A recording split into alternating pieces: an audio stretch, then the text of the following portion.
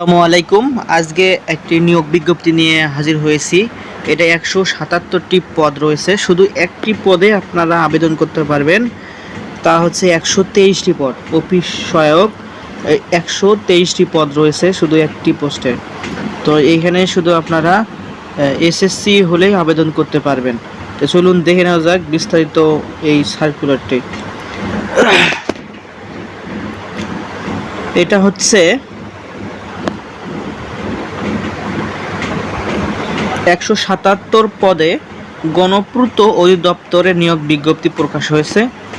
এটা বিভিন্ন পদে 177টি পদ হবে। আবেদন শুরু হবে 2 আগস্ট থেকে, 2 আগস্ট 2026 থেকে। আবেদন লিঙ্ক আর আবেদন এটা লিঙ্ক, এই লিঙ্কে গিয়ে আপনারা আবেদন করবেন। আর আবেদনের শেষ তারিখ 31 আগস্ট 2026। তো চলুন দেখে নেওয়া যাক বিস্তারিত। এই হচ্ছে সার্কুলারটি। তো এখানে তারা 1 নম্বর পোস্টে দেওয়া আছে স্টেনোগ্রাফার। এখানে 6টি পদ, 11,000 টাকা থেকে 26,590 টাকা বেতন হবে। শিক্ষাগত যোগ্যতা কোনো স্বীকৃত বিশ্ববিদ্যালয় হতে যে কোনো বিষয়ে ন্যূনতম 2য় শ্রেণী বা সমমান সিজিপিএতে স্নাতক বা সমমান ডিগ্রি, কম্পিউটার চালানোর দক্ষতা থাকতে হবে এবং কম্পিউটার টাইপিং 60 লিপি গতি প্রতি মিনিটে থাকতে হবে 50 থেকে 80। আর কম্পিউটার টাইপের সর্বনিম্ন গতি প্রতি মিনিটে বাংলা ও ইংরেজি যথাক্রমে 20 এবং 30 শব্দ থাকতে হবে। আর 2য় নম্বরে আছে ইমাম। এখানে ইমামদের জন্য 3টি পদ রাখছে তারা। এখানে বেতন হবে 10,220 টাকা থেকে 24,680 টাকা। 14 নম্বর গ্রেড, অনেক ভালো একটা বেতন এখানে ইমামদেরকে রাখছে। যারা ইমামতি করতে চান তারা আবেদন করতে পারবেন। এখানে যারা শিক্ষাগত যোগ্যতা দেওয়া আছে বাংলাদেশ মাদ্রাসা শিক্ষা বোর্ড হইতে কামিল অথবা কোনো কাউমি মাদ্রাসা হতে দাওরায়ে হাদিস অথবা যে কোনো বিশ্ববিদ্যালয় হতে আরবিতে বা ইসলামিক যে কোনো বিষয়ে স্নাতক ডিগ্রি থাকতে হবে। আর এদের নিচে কিছু দেওয়া আছে, এখানে এইগুলো দেখে নেবেন আপনারা। 3 নম্বরে হচ্ছে স্টেনো টাইপিস্ট। এইখানে 6টি পোস্ট রয়েছে, 10,200 টাকা থেকে 24,680 টাকা। 14 নম্বর গ্রেড। এখানে শিক্ষাগত যোগ্যতা কোনো স্বীকৃত বিশ্ববিদ্যালয় হইতে যে কোনো বিষয় ন্যূনতম 2য় শ্রেণী বা সমান সিজিপি এতে স্নাতক বা সমান ডিগ্রি, কম্পিউটার ব্যবহার দক্ষতা, ইংরেজি বাংলা ইংরেজি 60 লিপি গতি প্রতি থাকতে হবে প্রতি মিনিটে 45 থেকে 77। আর ইংরেজি টাইপের ক্ষেত্রে থাকতে হবে, টাইপিংয়ের ক্ষেত্রে থাকতে হবে ইংরেজি বাংলা 25 এবং 30 শব্দ। 4 নম্বরে এখানে আছে নকশাকার। বেতন হবে 9,700 টাকা থেকে 23,490 টাকা বেতন হবে। এখানে পদসংখ্যা হচ্ছে 36টা। সংশ্লিষ্ট ক্ষেত্রে ড্রাফটিং বা সনদপত্র এসএসসি পরীক্ষায় উত্তীর্ণ অভিজ্ঞতাদের অগ্রাধিকার দেওয়া হবে। 5 নম্বরে ভিটি অ্যাটেন্ডেন্ট। এখানে 3টি পদ রয়েছে, মাধ্যমিক, উচ্চ মাধ্যমিক সমান পরীক্ষায় উত্তীর্ণ হলে আবেদন করতে পারবেন।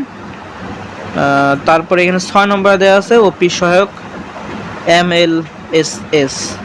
এখানে 123টি পদ রয়েছে, 8,250 টাকা থেকে 20,010 টাকা। 20 নম্বর গ্রেডের। পদটি ছোট হলেও এখানে পদসংখ্যা অনেক।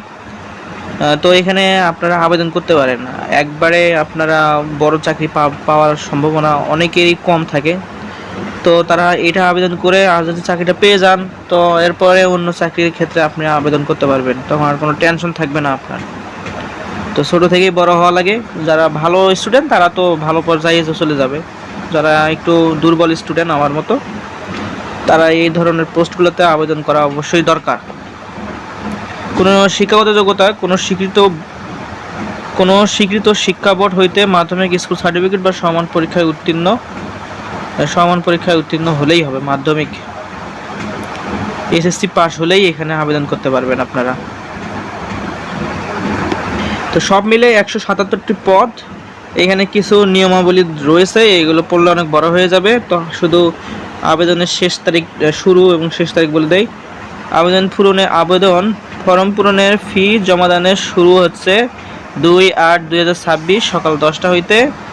আর শেষ তারিখ হচ্ছে 31/8/2026 তারিখ বিকাল 5টা পর্যন্ত। এখানে নিচে কিছু অ্যাডে আছে কোন পদের জন্য কত টাকা দিতে হবে।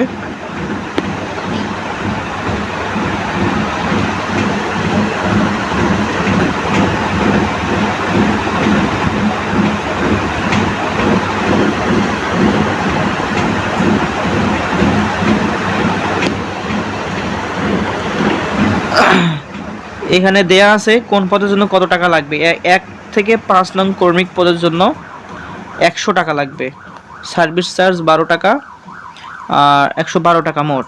6 নং কর্মিক পদের জন্য 50 টাকা, সার্ভিস চার্জ 6 টাকা, মোট 56 টাকা।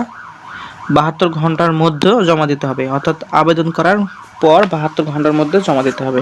নিচে কীভাবে দেবেন টেলিটক সিমের মাধ্যমে, এখানে সিস্টেমটা দেওয়া আছে। যারা বোঝেন না অবশ্যই তারা কমেন্ট করবেন, আমি বুঝিয়ে দিব। যারা বোঝেন তো তারা ভালোই, আর কোনো সমস্যা নেই। এই হচ্ছে আজকের নিয়োগ বিজ্ঞপ্তি। সবাই ভালো থাকবেন, আসসালামু আলাইকুম।